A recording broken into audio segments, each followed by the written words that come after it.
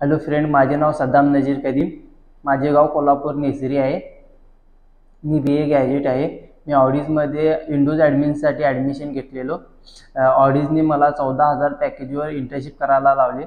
आता मला फुल टाईमसाठी प्लेसमेंट दिली आहे. आता मला 23,000 CTC आहे. थँक्यू ऑडीज, थँक्यू HR टीम.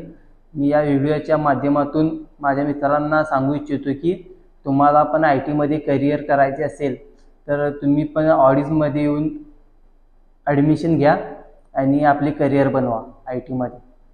थँक्यू.